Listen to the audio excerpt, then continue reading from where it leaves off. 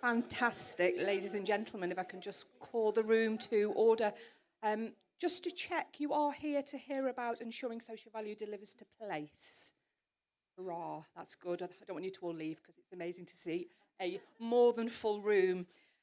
Okay, so just to do some introductions first of all, for those of you that might recognise me but think I've seen that woman before but I've no idea who she is, I was actually the chair of the National Social Taskforce up until last year, Lorraine, and I also co-hosted the 3 days last year with Guy Battle. I had shorter hair. I don't know if it's thinner or fatter, but that probably doesn't really matter, but that's probably where some of you may know me from.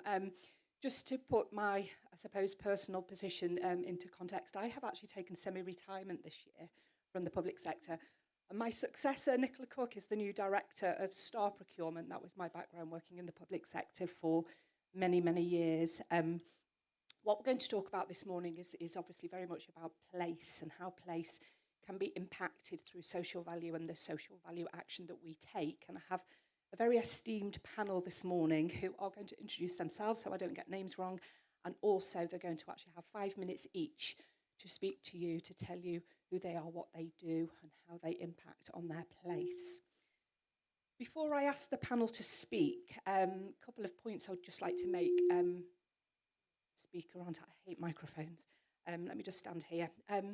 Some of you will have tuned into the sessions over the last couple of days and yesterday morning, and I know Guy's referenced Paul already this morning, but Paul Callaghan from Australia was absolutely inspirational. So if you didn't see that, try and watch it on catch up, because just the first few minutes of that opening session, which was about 7:45, he talked very much about place and what place meant to him as an Aboriginal man, particularly talking about the indigenous wisdom were the words that he used. And he described place in a way that I have to say brought me to tears. And I checked with Guy later and he said, oh God, he said, even I cried. He said it was really, really emotional to say the least.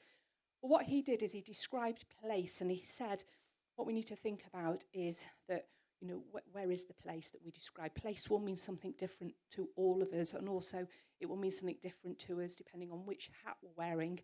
Are we parent? Are we a person at work? Are we a person that's volunteering? So place can mean something very, very different to each and every one of us.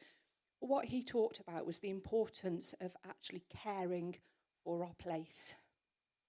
He talked about caring for everything within that place. And he talked about the fact that we need to think about our children's children. And I think for me, that really sort of set the scene. And I thought, wow, we know we all live on the same planet. We therefore live in the same place. But as I say, place will mean something very different to each and every one of us. So what I'm going to do is hand over to my panel, starting with Richard. You have 5 minutes in the spotlight. Thank you. Oh, thank you very much. Morning, everybody. My name is Richard Carroll. I'm the Chief Procurement Officer at Durham County Council. And great to see all of you guys decide that you want to come and listen to us speak a little bit about place. And like Lorraine was touching on there, we've already had some real inspirational speakers around understanding what place is. So what I thought I'd do with kind of my 5 minutes is just to give you a little bit of an understanding of what we look at Durham as a local authority, and maybe how we use social value, how we use collaboration, and how we use the development of partnerships to impact on place. And I just wrote some notes down just as people were speaking earlier on, and I just wrote something down that said, to deliver for place, I think we need to understand place. You need to understand your place and what we need to impact on. So just to give you a few stats around Durham, and then it'll give you maybe an understanding of what we need to get better on and how we can have that local impact. 5.8% of 16-year-olds are classified as neat. 13% of 17-year-olds are classified as neat. And if you put them together, it's around about 1,400 kids in Durham that are not in education or employment. So that really hits home in a place like Durham. 25% of 16 to 64-year-olds are economically inactive. So a quarter of people in County Durham are economically inactive. We need to help that. We need to fix that. 23.7% of residents in Durham have long-term health conditions. The national average is 17.6. Durham, 23, over 23%. So again, there's something there around health and well-being. And we have 1,071 VCSEs in Durham that are all mega busy. The capacity is low, but their demand on them is so high. And those figures came out of something that we did because we wanted to kind of rescope how we looked at social value at Durham. When we started social value at Durham all those years ago, we kind of went broad and we kind of wanted to maybe be all things to all men, all women. We try to touch everybody in terms of having an impact on their lives. But in the last couple of years, we've realized that we maybe need to become a little bit more targeted. So working with a number of fantastic organizations through local needs analysis, through stakeholder engagements, through workshops, through, importantly, listening to the community, understanding the statistics, we've identified kind of 3 strategic priorities that we're going to move forward on. And it's reflective back on some of those numbers.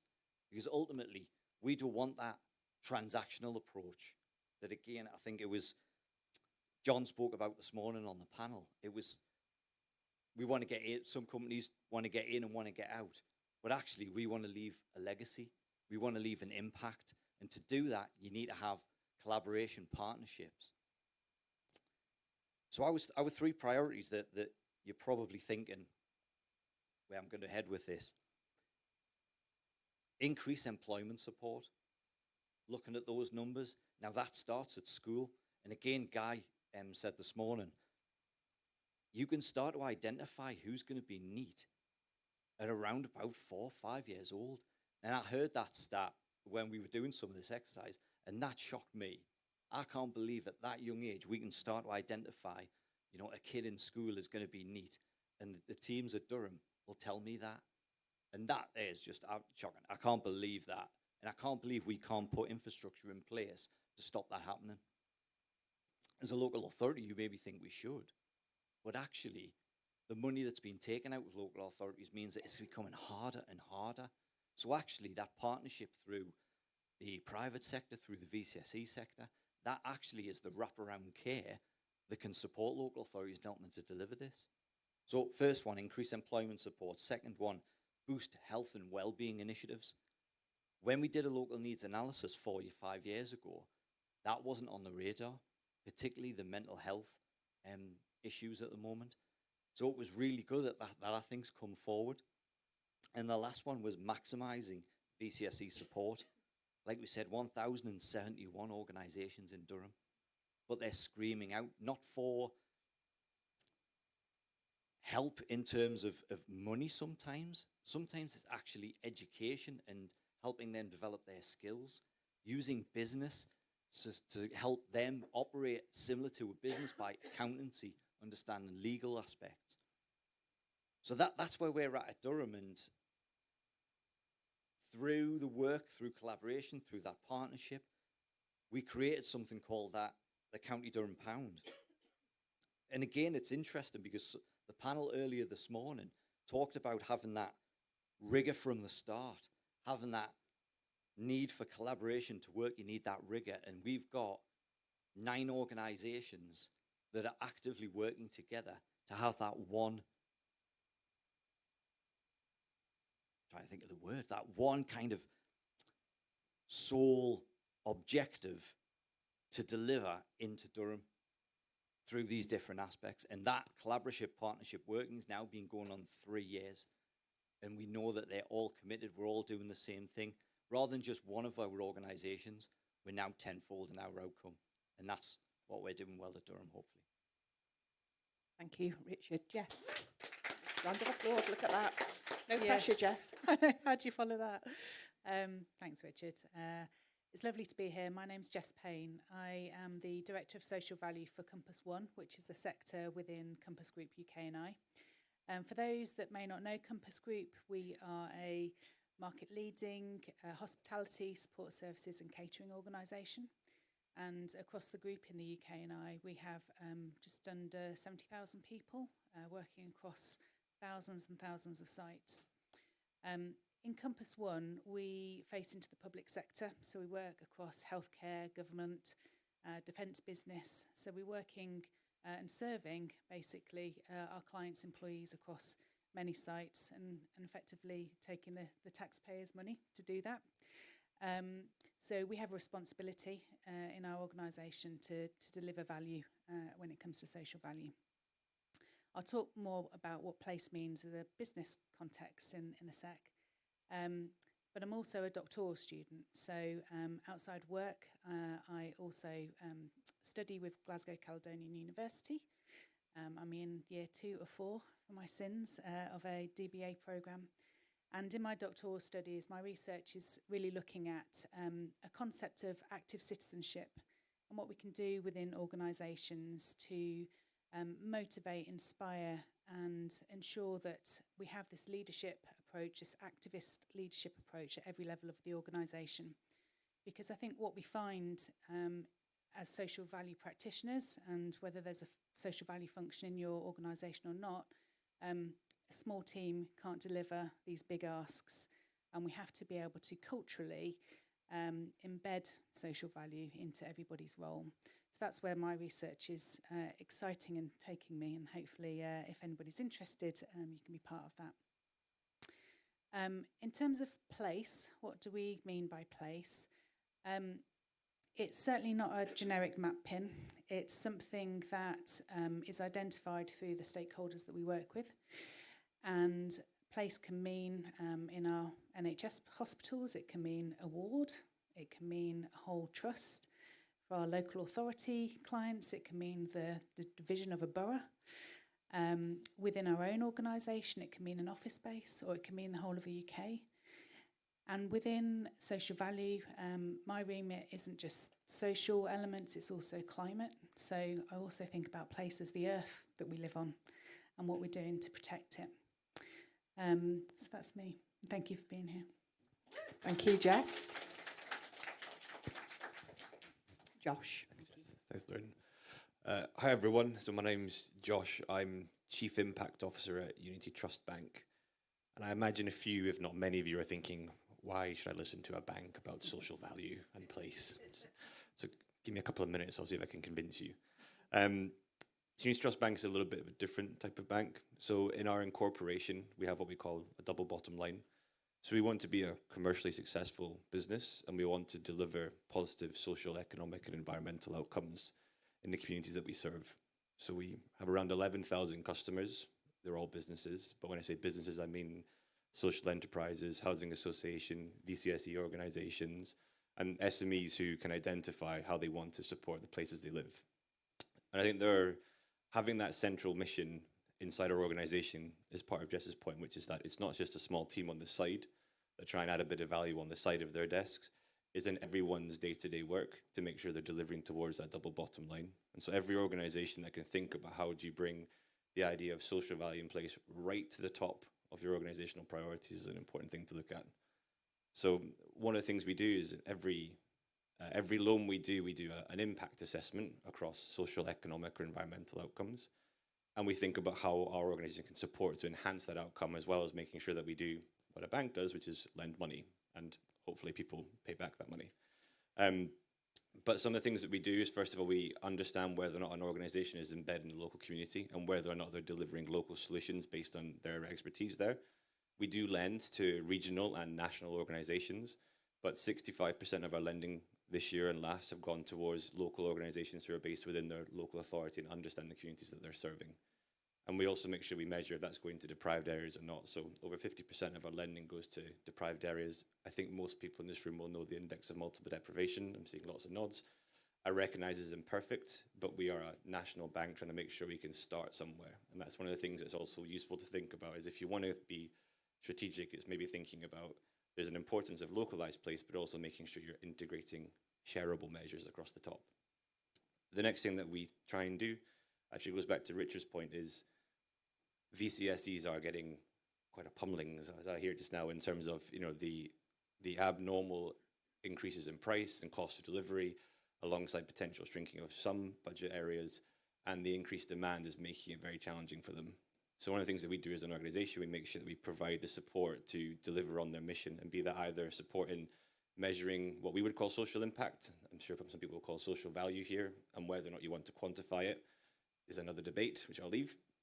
But we want to make sure we can help those organisations to think about that, alongside thinking about challenges of cybercrime and thinking about fraud risk and so on. So making sure that we can take away all those things that distract you from delivering for a place, to make sure you can focus on delivering for those people you care about.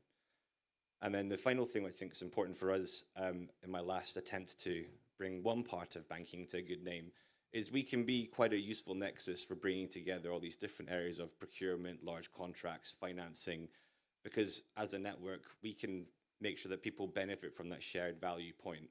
So for us, for example, we have just recently been one of the first investors into local climate bonds, supporting local authorities who want to bring forward action on resilience or mitigation against net zero. But also, we have been bringing forward the VCSEs who we know are in those local authorities. We've got 11,000 customers. There's probably a chance they could contribute towards some of that work. So if you're not with us, but you're with your own bank, you could start to just nudge them a bit harder and say, how can you support me on my mission as well, making sure I'm delivering for my place. I'll leave it there from me. Thank you very much. Thank you, Josh. And last but not least, Dave. Thanks, Lorraine. Hi, everyone, and welcome. I'm David Maher. I'm the Managing Director and Deputy Chief Executive for Northamptonshire Healthcare Foundation Trust. We work in a group with Leicester Partnership Trust, and we provide mental health and community services across a population, well, combined population of about 1.5 million. We run cradle-to-grave services, or we describe them as cradle-to-grave, so we kind of provide support for people, young families reaching into schools, into people's homes with health visiting, all the way through to palliative care, so supporting people at end of life, so people when they're leaving this world. So place for us is very much defined by where people are at. People do define a place for us, they make a place. So we go to where they're at in their homes and in their local communities and schools. We also run healthcare services in prisons across, across the country actually, but a good chunk across the Midlands, some national facilities like Whitemoor. So place for us is really important in that sense too, because we do view ourselves as being part of the social justice movement and providing meaningful rehabilitation and independence, and the opportunity at a second chance in life is quite important to us in the work that we do. So we take that quite seriously as a trust and as an organisation. I guess three things for me that I thought might be helpful for you to maybe think about and reflect back to us later in terms of questions is the role of the public sector in providing meaningful place. So we're part of probably about £2.5 billion worth of tax resources that flow into Northamptonshire providing healthcare services. It's an enormous chunk of resources, and when we describe the voluntary sector and others really struggling, there's a real question for us about how do we actually spread that around to spread that mission of social justice really and involve every partner in it. So I'm really interested to hear your views as we go through this morning about how Place can really maximise the revenue that it gets from the public purse. So that's quite important to us. The second thing I think that's important is our role as an anchor organisation locally. So Northamptonshire has got a long history in leather wear, so shoes. Dr. Martin was there. We've got churches, LOAC, those kind of, but a diminishing trade, and a history, of course, of shoemaking. Interestingly for me, when I worked in London before I moved to Northamptonshire, was that shoemaking was actually a very individual enterprise. It was done in people's homes. You would be a skilled shoemaker, and then it moved out as it became more industrialised into warehouse facilities and workhouses and so on. And we're now beyond that, and we're into distribution warehouses in Northamptonshire. So we're right on the A14, the M6, M1 kind of interface, and we've got loads of rail interfaces coming through. So I was saying to Josh earlier, for us as a health provider, we see loads of occupational injuries coming through from people moving pallets around warehouses. So that question of place and the role of employment in place and the role of big employers in place is really important, because if they're providing meaningful employment with good contracts, good occupational health support, that has a real benefit economically and for people's lives. It means people can live in a real meaningful way and make a contribution. So employment's really important to us. And then the third thing is just that role of us in a network with other ANC organisations in driving out health inequalities and wider social inequalities. And really excited to be here today to hear your thoughts about the benefit of working in partnership. It's great to be on a panel like this because, you know, I meet Josh. That'll be a network that I'll hopefully continue over time. Similarly, in Northamptonshire, we're trying to emulate the work that Richard's done with the Durham pound by describing the Northamptonshire pound so we can spread that resource around. So there's real power in these networks. So just understanding from you how we can kind of maximise that as kind of leaders in our own systems would be really helpful. Thanks. Thank you, Dave. It's really good. So I think we could quite confidently say that we have an extremely diverse panel and certainly a wealth of knowledge. I didn't think I was going to learn about banking today. I just think of Bank of Dave. Yeah. I watch too much TV, for those of you that know me. Equally, we've got some academic stuff going on, Jess, which you probably do in your spare time, which isn't a lot of spare time with a very busy role. And I think to pick up on Richard's point from the beginning, the numbers are stark. Guy raised some numbers with us this morning, and obviously we've got the Durham interpretation of that position. And actually this is the fear factor. When we talk about child poverty alone increasing, we have to say, what sort of citizens are we allowing that to happen within our country? And that keeps me awake at night, working with young people with my other hat on. So what I'd like to do is I'm just going to pose a question to the panel first, and then I will open up the floor, because to have such an amazing audience, I want to give you as much time to participate. But a word I use a lot is impact. I think somebody closed that word down this morning on the main stage. So I'm actually going to use the word change. And what I'm going to just ask each of the panel is, how do you evidence that you are changing lives? Richard, start with you.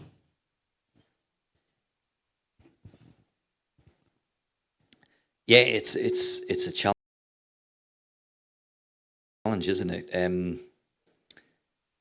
From the numbers that I was talking about earlier, the impact or the change that you'd see, you may not see that for 5, 6, 7, 8 years, and I think this is the legacy piece that we're talking about. It's what you do today, you might not actually see the change until the next generation. I think what someone this morning was talking about that, I think it was possibly Ed, was saying actually it's more maybe that his children will actually see that there's been a change in culture, a change in mindset. So it's really interesting what Jess was saying there around leadership, because I think you need to start that change.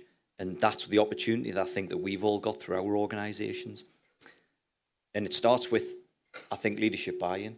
And if you've got real kind of strong leadership, you've got people who really believe in this. And again, it's interesting where you said there, I just wrote that down, the double bottom line. I'd not heard of that before. But again, it's not only the finances and the money maybe that businesses look, but the impact and the change and the legacy that it creates has been measurable. What you need, though, is sometimes you need quick wins. Quick wins to generate momentum, to show that things are impactful. And for me, that's done through case studies. If you look at some of the things that we've done at Durham, we are very heavy on using social media to kind of get that message out, because and we do it through videos. So we go out and we video the case study and we interview the people that it's impacted, because that resonates a lot more than me writing a report with a load of figures on saying that, yeah, numbers are great, don't get us wrong, the transactional stuff is great. We've made, X numbers of hundreds, millions of pounds of procurement, of social value, kind of SVEG, whatever it is. But actually, if you watch the case study and you can see the impact that's had on that particular person, that resonates with you emotionally, and then that'll make you want to then do a change, because good breeds good. You see something good, you then want to be part of it, and then organisations, and it just starts this momentum, and it's bang, bang, bang, bang, bang. And if we all do it, and we all want to make a change, then that's how we'll do it. We'll do it collaboratively, we'll do it co-production wise, we'll do it through partnership working. The more connections we've made, like we've just spoken about there through Dave, that just drives more learn, educate, knowledge. Things like this are great. I love this conference because I take away so much to go back to Durham and influence in my organisation. That's what it is. Get around people with the same mindset that want to change, and change will happen. Jess, can I just jump to Dave next, please? Sorry to pass the microphone up and down the line. The reason I want to jump to Dave is Rich has just sparked a thought in my head, because he's talking about, we'll see this in the future, tomorrow. And again, that's another thing that keeps us awake at night. I stood in Rochdale Council 10 years ago when I took up the role of Star Procurement, and I was there with a group of young people who were their local young parliament group, and there was an amazing young woman speaking on behalf of the parliament who said, people think about the youth of tomorrow. And she said, what about the youth of today? Do you know what? That stuck with me for 10 years. So I want to just quickly switch to Dave to say, particularly because you're working with young people in particular, if you can answer the same question, Dave, but think about it in the context of change now rather than tomorrow. I suppose I was thinking when you were asking the question, I was thinking about I work on a mantra of improving lives. You know, I try and kind of reinforce that in the organisation. We're constantly, it's no more complicated. Our job is no more complicated than improving people's lives. And then I was thinking, as Richard was talking about, I was thinking about the technical ways that we evidence that. So outcomes measurement and, you know, two-stage questionnaires where we say, how are you feeling today? And then we give you an intervention. How are you feeling now? So there's that technical bit, which I suppose I could segue into, which I won't because it's probably too detailed. I suppose the context post-COVID for us with children and young people is pretty stark. I mean, we had children with really delayed speech who are still on, you know, massively long waiting lists for services in my organisation that I struggle every day to try and it's our ongoing mission is trying to make sure that demand can be met by the capacity we've got, but the capacity is only so much. So there is then the question about the wider partnerships, how we use our local authority networks. The police have been fantastic. You wouldn't believe the role the police play in kind of maintaining good outcomes for children and young people. They know those communities much better than us, actually, and in far greater detail.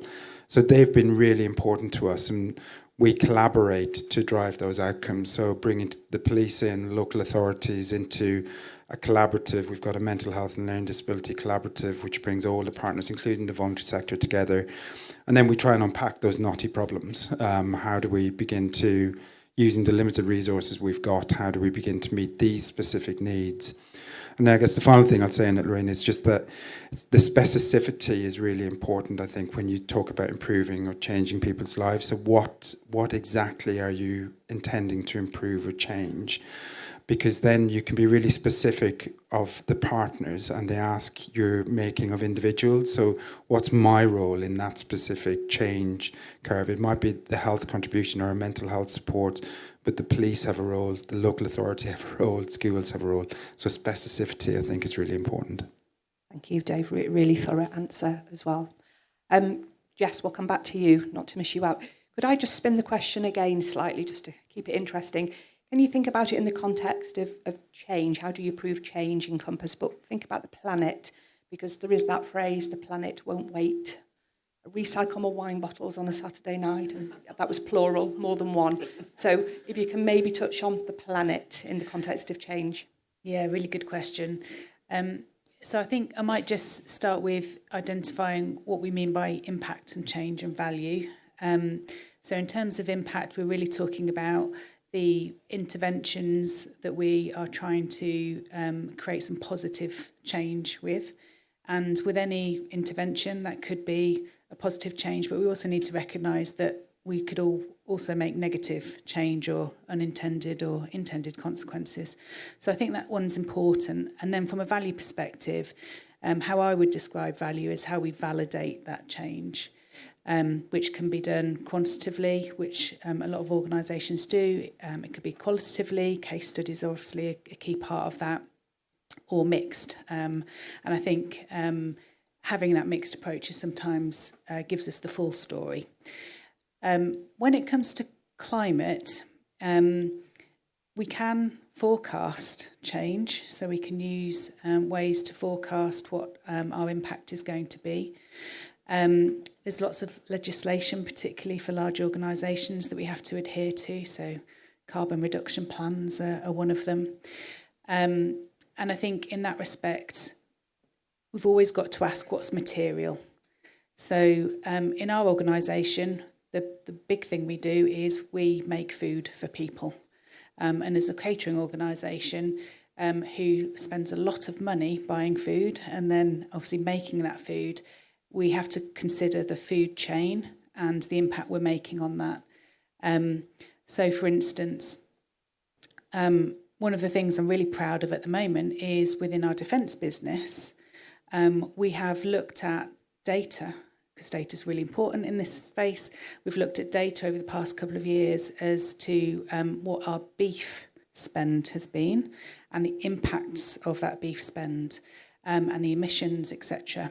Not coming from just beef, but also milk. You know, a cow is one of those, unfortunately, one of those animals that highly emits emissions and carbon into the atmosphere. So we looked at all of the data and worked out whether we could do anything to change that. And now within all of our defence space, we've taken beef off the menu and we've put in venison.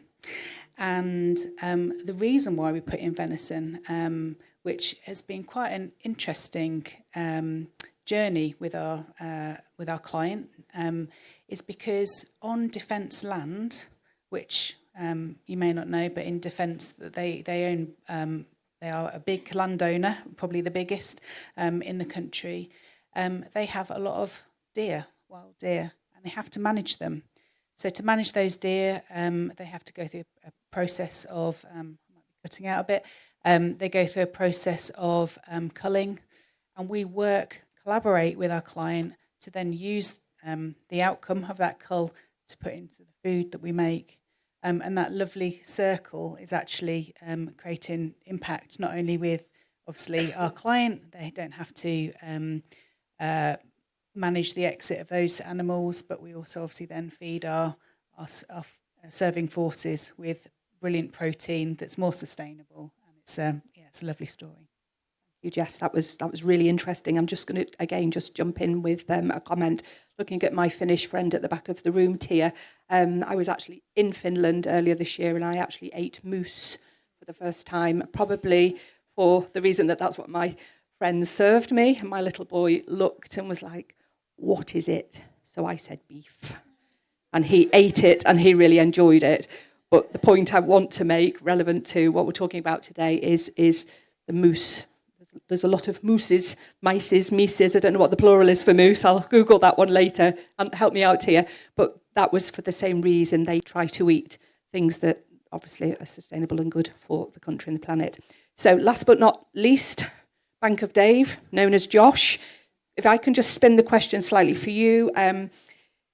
Doing good is good business. So tell me about your business Unity Bank, please, Josh, and particularly about how you evidence change. Apologies, I haven't got any stories of mooses or moosei. So some of the things I thought actually while the colleagues were talking, I've been very explicit around a double bottom line. I think doing good is good business. One of the things I think often that a lot of organizations who are well-intentioned around wanting to demonstrate their change is they want to tell this. One is they want to tell the story about how fantastic they have been in delivering that change, which is important, and we want to celebrate those wins. A challenge I put back based on the VCSEs and the SMEs I work with is, doesn't matter what you want to tell, the story is about what story needs to be heard to make sure that you can be supported to grow as an organization and deliver more. And I think for us, one of the things that we recognize is as a bank, we do what, you're going back to this point, we have our own impact assessment where we go through quite detailed diligence about that change. But we also very much rely and put the requirements on that organization to be clear that they know how to manage that well. And I think you could take that proposal further and assume that when you've got people like Richard talking to his local communities, they know what they need as well. So I think recognizing, first of all, that there is power and authority in the organization who specialize there, as a bank, I cannot tell a VCSE how to deliver their impact. I can maybe help them with cash flow. So there's a point there to consider around knowing where your expertise is, but then also moving beyond this challenge of constantly trying to demonstrate change in the perfect way to actually just saying, let's be blunt, we need to make sure we've got scarce resources financially or otherwise, including venison. How can I make sure I tell the story as best as possible to maximize the resources I can get to support that change? So I think kind of keeping that commercial point is really important. Sometimes people can get a bit lost in that because the burden to be perfect on proving your change and being financially sustainable is very high. But I always say just be wary of that. Thank you, Josh. And I think many business people within the room would concur with that very last statement. Okay, it's audience participation time, and I can see hands. Right, we'll start. We'll go 1, 2, 3, 4, and then we'll come here as 5. So we'll start with question 1 at the front, please, and we'll take one question at once for the panel. Hi everyone, my name is Rosie Whitley. I am the Social Value Manager at Rotherham Council. So I've managed kind of similar projects to you two, though we're not allowed to call it the Rotherham Pound because apparently that's stealing your name. But yeah, my background's private sector, so I'm new to the public sector. It's been a big learning curve. A big part of my job is how do we make it as easy for suppliers as possible to deliver in Rotherham. I say the word Rotherham, everyone will have thoughts that come to that. And I think as a place with a history, we're constantly trying to fight against that. And that is many people's home, and we need to kind of make that centre of it. So how do we make it as easy for people to deliver? We're doing a lot around building a directory, a local directory, and creating a really clear ask for each sector, so a really clear charity ask that we can present to businesses. Really keen to hear particularly, from all of you really, how we make that as easy as possible. Thank you. Really good question. Richard, I'm going to just keep moving in nice sort of order. Can you have my microphone? Thank you. Yeah, great. Brilliant. Another LA. So it's hard. It's really hard. So again, it's Durham. We started with that local needs analysis. We started with trying to identify what that local need was, and then trying to focus on that a little bit more. What we then try to do is build up, or the next phase of that for me is to start to build an infrastructure with organisations who can help deliver programs or initiatives that will then have kind of I'm going to use the word impact, an impact in that. So can you imagine if we've got those 3 strategic priorities of the VCSEs, the entry into jobs and our health and wellbeing, and then underneath that, imagine if I can create a network of all the organisations, whether it be public sector, whether it be private sector, VCSEs, of different programs that are delivered. So when you're a supplier, it doesn't matter whether you're based in Durham or based in Rotherham. You can come in and you've got that, like you say, you're building that network where you can say, right, you know what, I want to have an impact on needs. And then you follow that chain down into the box that says, right, entry into jobs, but I want to specifically focus on needs. We then create an infrastructure underneath that of all of the organisations within that local area, even ward specific to a certain degree, that they can actually go to help create and collaborate on those projects delivery. That's what I'm trying to build next, because that for me is the legacy that I want to leave when I leave Durham. Just to make a quick point on that one, which is that we're all humans trying to resolve human problems. And I would probably say, along with catalogue the people, because it's only relationships and discussion and conversation that we're really going to understand the need. So I think absolutely local needs are really important, but relationships and being able to talk and converse, which is a struggle when it comes to procurements and live bids and things like that, but talk to the organisations that you think can help and, people mark and get those relationships going. Just to agree with that, I mean, it's a great question. And also the partnership bit. And I know you talked about suppliers, and I recognise why we talk about suppliers, because the complexity of trying to get people in and transact business with them, but actually what we're driving at is the people end, which is partnerships. And people have a vested interest then in sustaining that locally. You know, I think about our relationship with Carlsberg, who are a big, employer in our area. You know, they want to be a partner in delivering outcomes for people. So I think that makes a difference as well, just tweaking the language slightly. Yeah. Thank you, Dave. Can we move on to question 2? Thank you, gentlemen. Hi, thank you very much for everything you said today. My name's Brad, and I've been in the careers and employability space for about 20 years, most recently as a careers hub lead in Kent and Medway. And I really like what you were saying about, the NEET issue. And in Kent, we've got a huge problem with young people that are going on to become NEET. And you would have heard yesterday there was a lot of talk about, I'm going to say experiences of the workplace, not work experience, because I want that multiple experiences. And in Kent and Medway, what we have is we've got like 98% SME and micro. But you talk about place, what every place does have is a high street, or albeit dwindling in some regions, but also, parks, industrial parks. So my question is, how do we get the burden off the SMEs and back onto the likes of Sainsbury's, Currys, these big Wagamamas, these big corporate organisations that have a space in the high street that are failing to provide these experiences for young people? You've gone food. I'm going to go Jess. I think organisations need to have values-led, purpose-led missions. So I can only obviously speak for Compass, which does have a social mission. It's called A Mission to a Million. It's about positively affecting 1 million people's lives by 2030. But I think in terms of the question you've particularly asked, it's about agency and what agency organisations have and what's in their control to affect and change. So I'd probably go back to my previous comment about articulating the type of impact and change that those organisations can make and trying to form partnerships and relationships to get something moving. And there will be experts, probably not me, but there'll be experts in your area that will be able to come together and help with that. Thanks. It's a good question and timely, because the local authority kind of swathe of changes that we've seen across local areas does present a new, unique opportunity, I think, to begin to influence that. So I guess from a health perspective, we have health and wellbeing boards, which are statutory instruments in local authorities. They're chaired by elected leads for health and wellbeing.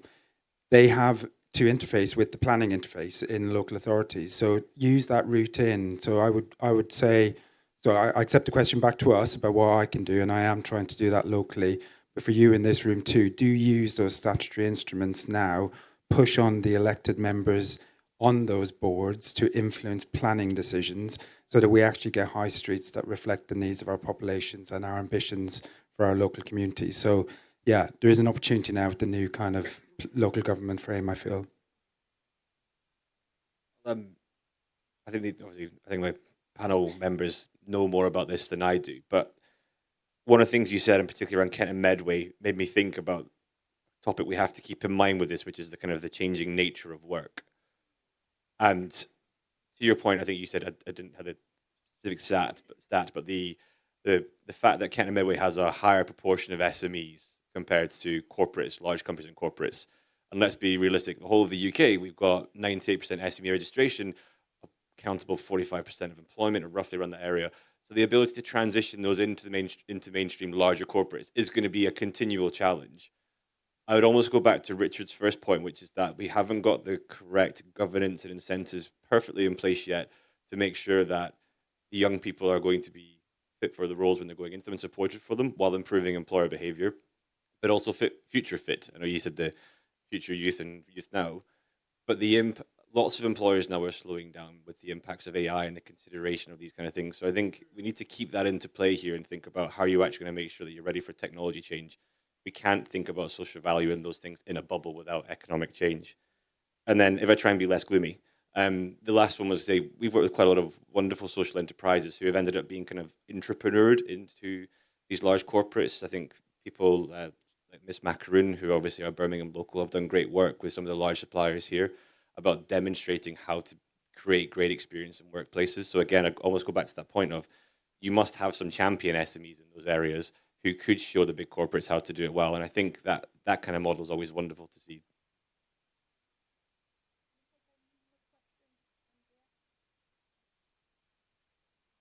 Thank you. Andrea Holt from Balfour Beatty. Question for Richard. As a local authority leading in social value and you've identified what the top priorities are in your local community, how are you sharing this important information with businesses tendering for work? What I'd love to see is local authorities like yourselves sharing these priorities with businesses so that, through the tender, the social value tender questions, and then signposting to the local VCSEs that are actually delivering, instead of the usual question around how many apprentices you're going to recruit.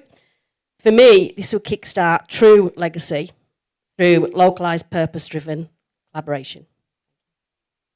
Yeah, you've just described exactly what we're going to do. So that's the plan. When we've got this mapped out, we know the plan is how do we communicate it.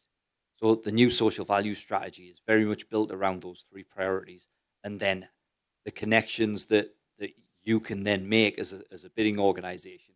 We're going to create web pages that has this data insights on, so you can narrow it down to ward specific. So if you're delivering a project for Balfour, that's in a specific ward, because obviously County Durham is quite a broad county, and we have really disadvantaged areas, but really affluent areas as well. We've got the data now that can actually drive you into that ward specific. The next part of that is similar to what we were saying earlier, is now I need you to start to connect with the organisations on the ground in that place. So if you're not familiar with Durham, you can get our tender documents, you can look on our website, you can look on our social value packs, so look at our social value strategy and start then to make those connections, like we were saying. Make those connections with the organisations that can actually help you deliver what you want to deliver.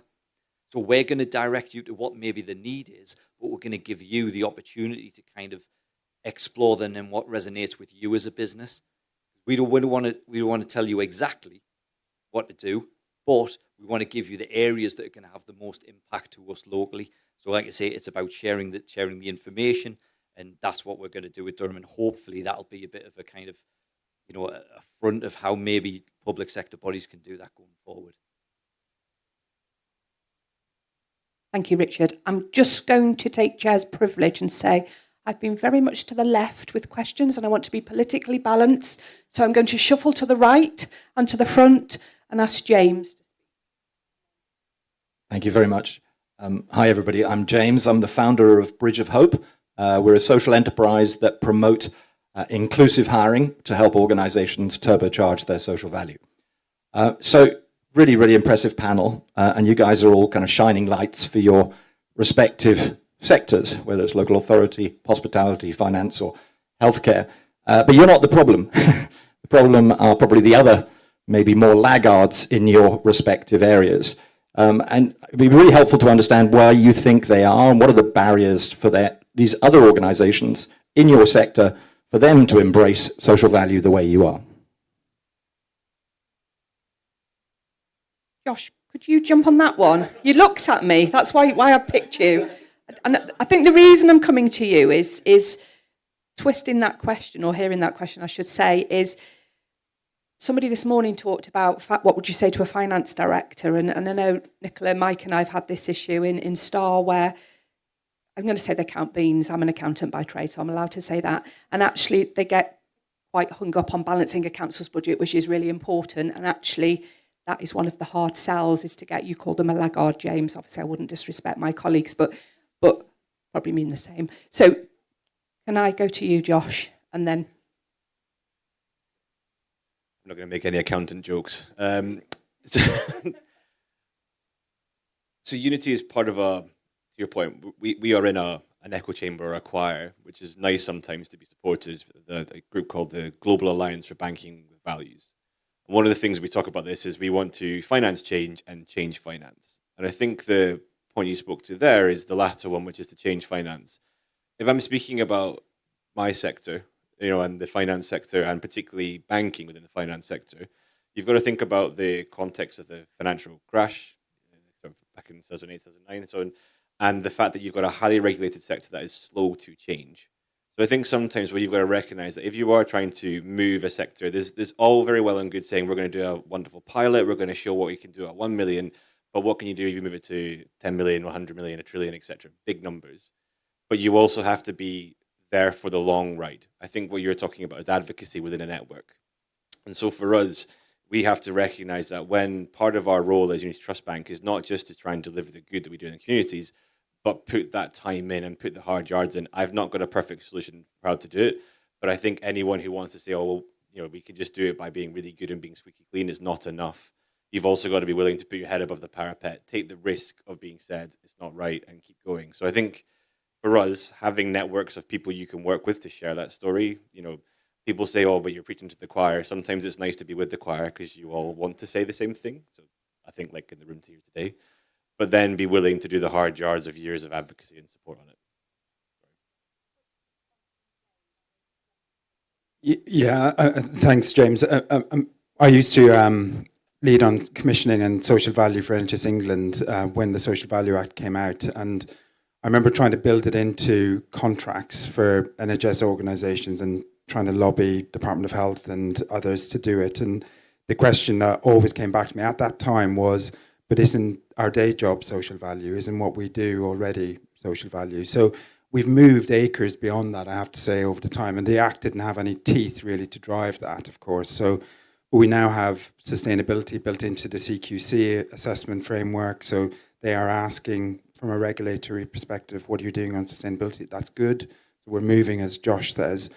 I think the other thing that I would just say is that if you, within organisations, if you can identify people that really want to make a change for their local community, then enable them to do it. So the locus of control doesn't need to be externalised to big organisations. It's about who are the people in your organisation, be they entrepreneurs or just people who want to make a difference above and beyond their day job. How do you facilitate them to do that? And then my organisation can meet you halfway, come do some work with us, volunteer, go out with our district nursing team, etc. We're up for all of that. So I think there's a bit of kind of meeting each other halfway with some of this. Yeah, I know that's not what you're suggesting. Yeah. Thank you, Dave. My colleagues at the end are desperate to speak. Just very quick, I just want to give an example. I think it's about it's talking about people changing mindsets. So similar to Brad, we went to a reform council in May, fully controlled reform council, and we had some very, let's say, challenging conversations very early on around social value with maybe what the new administration wanted to do. Within 5 months, we've completely turned that on the head. We had Councillor Stephen Gray, who was on the panel session on the first day, and now they absolutely see the benefit of social value. And it's once we demonstrate it, once we show them, when we speak to people who believe in it and trust it and can show it and do it, that's what changes mindsets and culture. And now they're absolutely fully behind everything I do at Durham. Thank you. My boss in the room is waving at me to say we've got 1 minute, and she would like the question to be from the gentleman she stood next to. Really sorry for all of you who have wanted to speak. It was a quick I'm Tom Harding. I'm working with Birmingham Council, supporting on social value strategy and programmes.